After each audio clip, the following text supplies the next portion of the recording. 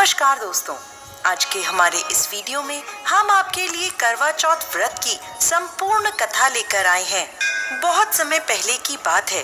किसी साहूकार के 7 बेटे थे और उनकी एक बहन करवा थी। सभी सातों भाई अपनी बहन से बहुत प्यार करते थे, यहाँ तक कि पहले उसे खाना खिलाते, फिर स्वयं खाना खाया करते थे। एक दिन जब करवा चौथ का व्रत आया तो करवा अपने ससुराल से मायके आई हुई थी। शाम को जब भाई खाना खाने बैठे तो अपनी बहन से भी खाने का आग्रह करने लगे, लेकिन बहन ने बताया कि आज उसका करवा चौथ का निर्जला व्रत है और वह खाना चंद्रमा को अर्घ देकर ही खाएगी। अपनी बहन को भूख प्यास से व्याकुल देख सबसे छोटे भाई ने पहाड़ी पर जाकर एक दीपक जला दिया और उसे चलने की ओट में रख दिया।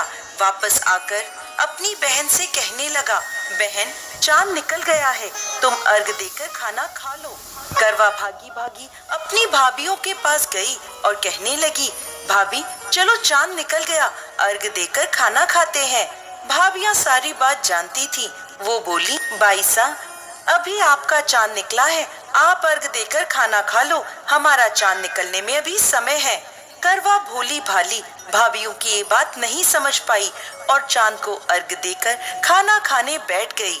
जैसे ही पहला निवाला तोड़ा तो उसे छींक आ गई, दूसरा निवाला तोड़ा तो उसमें बाल निकल आया और तीसरा निवाला तोड़ते ही उसके ससुराल से खबर आ गई कि जैसी भी हालत में है तुरंत अपने ससुराल पहुँचे। सेठानी करवा को विदा करने के लिए जैसे ही कपड़े निकालने लगी तो कभी उसके हाथ में काला कपड़ा आए तो कभी सफेद। ये देखकर सेठानी को बहुत चिंता हुई और वह करवा से बोली, बेटा रास्ते में जो भी मिले उन सबके पैर छूती जाना, जो भी तुझे बूढ़ सुहागन होने का आशीर्वाद दे तो वहीं अपने पल्ले में गांठ बांध लेना।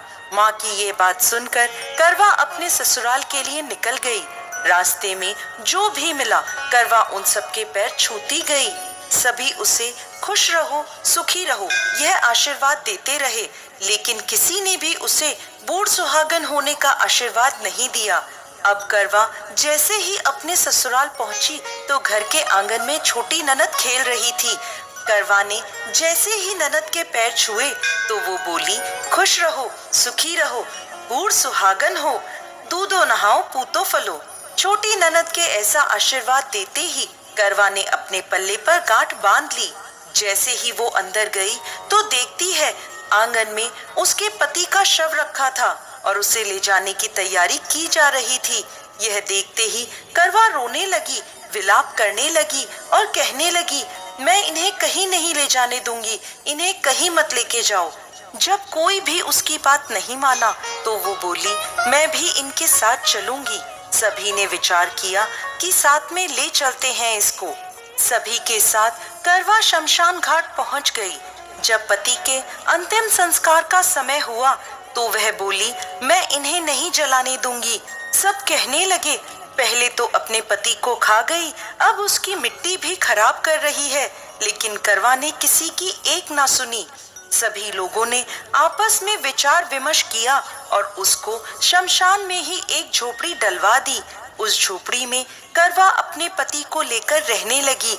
अब करवा सुबह शाम अपने पति की साफ सफाई करती और उसके पास बैठी रहती थी। सुबह शाम छोटी ननद आकर उसे खाना पानी दे जाया करती थी। अब वह हर महीने की चौथ का व्रत करने लगी। व्रत करती, चंद्रमा को अर्घ देती और जब पूजा करने बैठती तो चौथ माता प्रकट होकर कहती, करवो ले, घड़ी बुखारी करवो ले, भाइयों की प्यारी करवो ले। तो करवा उनसे अपना सुहाग मांगने लगती। हर महीने की चौथ माता उससे कहती, तेरा सुहाग हमने नहीं, सबसे बड़ी चौथ माता ने लिया है, उनसे अपना सुहाग मांगना।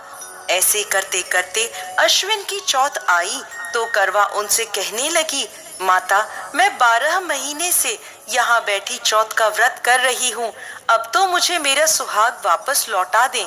तब अश्विन की चौथ माता करवा से कहने लगी, तेरा सुहाग हम नहीं लौटा सकते, तुझसे बड़ी कार्तिक की चौथ माता नाराज है। यदि तू अपने पति के प्राण वापस चाहती है तो उनके पैर पकड़ लेना और उनके पैर छोड़ना मत। 16 श्रृंगार का सारा सामान तैयार रखना। ऐसा कहकर चौथ माता अंतर्ध्यान हो गईं। जब कार्तिक की बड़ी चौथ आई तो करवा ने अपनी छोटी ननद से 16 श्रृंगार का सुहाग का सारा सामान मंगवाया। जब ननद ने जाकर माँ को यह बात बताई तो सास बोली, पागल हो गई है, जो मांगती है दे आओ। छोटी ननद सुहाग का सारा सामान लाकर करवा को दे देती है। अब वह करवा चौथ का व्रत रखती है, चंद्रमा को अर्घ देती है और जैसे ही जोत करी तो चौथ माता उसके सामने प्रकट हुई और कहने लगी, करवो ले, घड़ी बुखारी करवो ले, 7 भाइयों की प्यारी करवो ले, दिन में चांद उगाने वाली करवो ले। तब उसने उनके पैर पकड़ लिए और बोली, माँ मेरा सुहाग मुझे वापस लौटाओ। ये सुन चौथ माता बोली, अरे तू तो बहुत भूखी है, 7 भाइयों की प्यारी है, तुझे सुहाग का क्या काम। तो करवा कहने लगी, नहीं माता, मुझसे बहुत बड़ा पाप हो गया, मेरे सुहाग को मुझे वापस लौटा दो माता। मैं आपके पैर तब तक नहीं छोड़ूंगी जब तक आप मेरा सुहाग मुझे वापस नहीं लौटाती। यह सुनकर चौथ माता ने करवा से एक एक कर सुहाग का सारा सामान मांगा और करवा उन्हें सारा सुहाग का सामान एक एक कर देती गई। तब चौथ माता उससे कहने लगी, तुझे जरूर व्रत करने की सारी विधि सब बात कोई समझा के गया है। तो करवा कहने लगी, माता मुझे तो हालात ने सब कुछ समझा दिया है, आप बस मेरा सुहाग मुझे वापस लौटा दें। तब चौथ माता ने अपनी आंखों से काजल निकाला, उंगलियों से मेहंदी और मांग से सिंदूर निकालकर उसे करवे में घोल दिया और उस जल से उसके पति को छींटा लगाया। छींटा लगते ही उसका पति जीवित हो गया। जाते जाते चौथ माता उसकी झोपड़ी पर लात मार गई, जिससे उसकी झोपड़ी महल में बदल गई। करवा के सब सुख आनंद हो गया। शाम को जब छोटी ननद भाभी के लिए खाना लेकर आई तो देखती है कि भाभी की झोपड़ी तो कहीं है ही नहीं, उसकी जगह एक बड़ा सा महल खड़ा है। उधर करवा खिड़की में बैठी छोटी ननद के आने की प्रतीक्षा कर रही थी। छोटी ननद को आता देख करवा दौड़ी दौड़ी उसके पास गई और कहने लगी, देखो बाईसा, आपका भाई जीवित हो गया।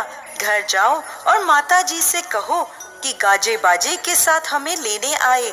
छोटी ननद दौड़ी दौड़ी माँ के पास गई और कहने लगी, माँ भाई जीवित हो गया। माँ कहने लगी, अब तक तो वो भाभी ही थी, अब तेरा भी उसके साथ साथ दिमाग खराब हो गया है। तो वह बोली, नहीं माँ, मैंने अपनी आंखों से देखा है, भाई जीवित हो गया है। ये सुन माँ और बेटी दोनों गाजे बाजे के साथ अपने बेटे और बहू के पास पहुँचे। बेटे को जीवित देख सास बहू के पैर छूने लगी और बहू सास के पैर छूने लगी और कहने लगी, माताजी देखो आपका बेटा जीवित हो गया। तो सास बोली, बहू मेरा बेटा नहीं, तेरा पति जीवित हो गया। मैंने तो साल भर पहले ही इसका अंतिम संस्कार कर दिया था, ये तो तेरे भाग्य से वापस आया है। हे चौथ माता, जैसी पहले साहूकार की बेटी के साथ करी वैसी किसी के साथ मत करना, और बाद में जैसे करवा के पति को लंबी आयु दी वैसे ही इस कथा को कहने वाले, सुनने वाले और हुंकारा भरने वाले सब पर कृपा करना। जय चौथ माता।